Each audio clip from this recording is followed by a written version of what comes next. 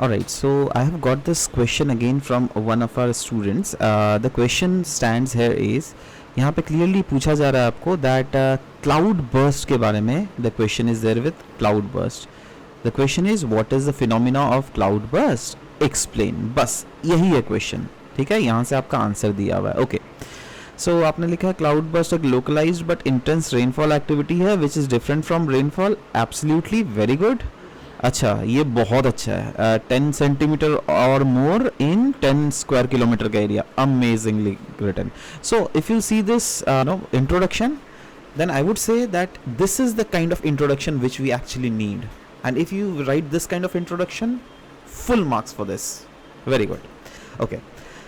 अब हम लोग को क्वेश्चन क्या है, फिनोमिना ऑफ क्लाउड बर्स्ट. मतलब टेक्निकली यहाँ पे इनडायरेक्टली ये लोग मैकेनिज्म ही पूछ रहे हैं. दैट क्लाउड बर्स्ट का मैकेनिज्म को आपको बताना है, दैट क्लाउड बर्स्ट का मैकेनिज्म क्या है. राइट. सो यहाँ पे आपने लिखा हुआ है दैट अच्छा, फिनोमिना में सबसे पहले आपने डायग्राम से स्टार्ट कर दिया है. ओके, चलो ठीक है. यहाँ पे जो मैंने कुछ गलती देख रहा हूँ ना, मैं आपको थोड़ा देर में बतलाता हूँ, जस्ट ध्यान दीजिएगा.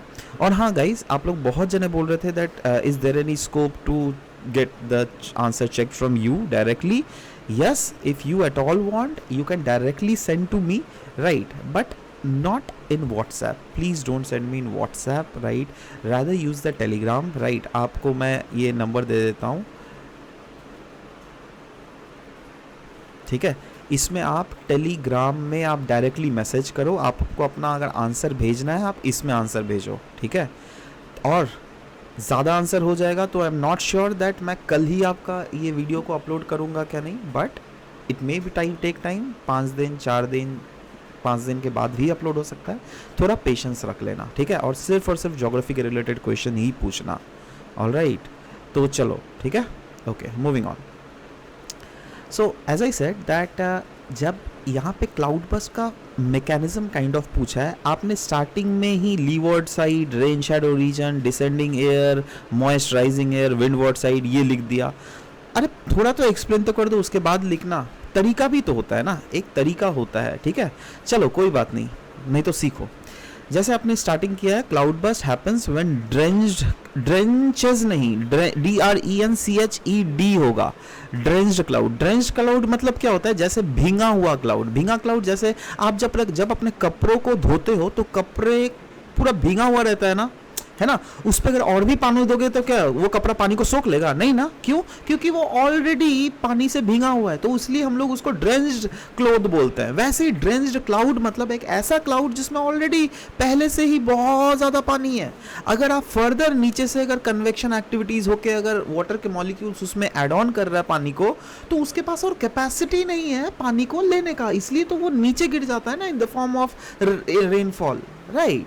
So, drenched clouds are not able to cause rain because of rising movement of extremely hot air, current of air. Absolutely correct. बहुत अच्छा है ना. Rather than falling down, raindrops get larger in dimension. Very good. And are forced up because of air current. Amazing, amazing. बहुत अच्छे से लिखा आपने answers को, है ना. Next, the relative humidity and cloud cover is at maximum level with low temperature and slow winds, because of which huge mass of cloud may get condensed at a very rapid rate and result in cloud burst. Yes, perfect.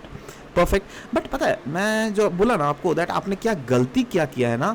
आपने अगर देखो क्या है ना, मैं starting में आपको mindset को क्लियर कर दे रहा हूँ. ये कंपटीशन एग्जाम है, ठीक है. आपका यहाँ पे हर एक पॉइंट एब्सोल्युटली सही है, बट कंपटीशन मतलब क्या, कट थ्रोट कंपटीशन है. आप लोग आधा नंबर के लिए फाइट कर रहे हो, आप लोग एक दूसरे के साथ 1 नंबर के लिए फाइट कर रहे हो, राइट. तो मेक श्योर ना दैट आप सामने वाले से आधा नंबर ज़्यादा लाओ, 1 नंबर ज़्यादा ले आओ. वो कैसे ले आ पाओगे? आपको थोड़े ट्रिक्स अपनाने पड़ेंगे. जैसे आपने ये लिखा है ना, आप ऐसे भी तो लिख सकते थे ना, यहाँ पे लिखकर आधा जगह कुछ मतलब एक काइंड ऑफ बीच में 2 पॉइंट्स के बीच में एक डायग्राम बना देते. यहाँ पे 2-3 डायग्राम्स बन सकते थे, जहाँ पे आप स्टेप बाई स्टेप बता सकते हैं दैट कैसे क्लाउड बर्स्ट का अकरेंस हो रहा है. मैं आपको अभी थोड़ा पहले आपको पूरा कॉपी चेक कर लूँ, उसके बाद बतलाता हूँ, ठीक है. देखो यहीं पे बतलाता हूँ. As temperature increases, atmosphere can hold more and more moisture, can not hold more and more moisture, then moisture comes down as a short wave. ठीक है, चलो. When cloud do not form rain due to rising, अरे देखो मैंने बोला हुआ है ना आपको, कभी भी एग्जामिनर को उल्लू मत समझो।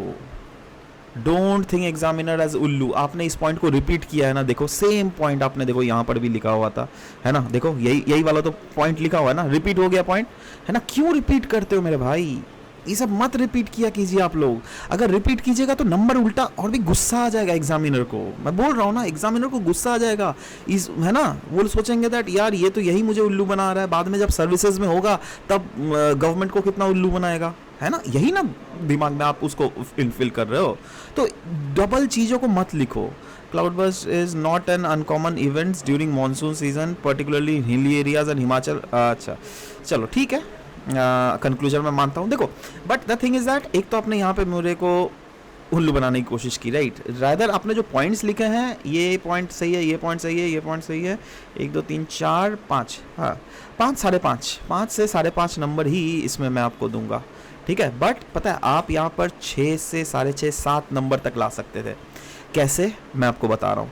आपने जो पॉइंट्स लिखा हुआ है ना, जो भी पॉइंट्स लिखा है, आप ऐसे लिख सकते थे, एक पॉइंट लिख दो यहाँ पर, आधा लिख दो और उसके सामने सपोर्टिंग एक डायग्राम बना दो, ठीक है। और इस डायग्राम के बारे में लिख दो, लिखा है फिगर किस चीज़ का है। जैसे आप पहले बोल रहे हो दैट क्या होता है, दैट नीचे से अपर एयर कन्वेक्शन बहुत ज़्यादा होता है, जिसके कारण जो पहले से ड्रेंच क्लाउड्स थे वो और नीचे नहीं फॉल हो पा रहे हैं, तो उसका एक डायग्राम बन गया।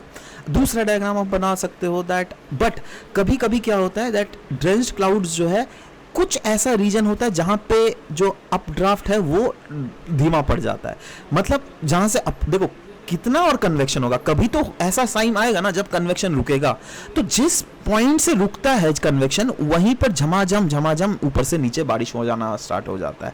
और अगर ऐसा बारिश 10 × 10 स्क्वायर किलोमीटर एरिया में अगर 10 सेंटीमीटर से ज्यादा रेनफॉल हो रहा है, then that is cloud burst, ठीक है। तो ऐसे करके 2-3 डायग्राम्स तो आराम से बन सकते थे। और सपोर्टिंग मतलब एक जगह में आप पॉइंट्स लिखो, एक जगह डायग्राम बनाओ, फिर से पॉइंट्स लिखो, फिर से डायग्राम बनाओ, ठीक है। तो वो देखने में भी खूबसूरत होता है। और अनडाउटेडली मतलब मैं आपको इस आंसर में कोई शक नहीं है, आपका knowledge is very good, I recommend that.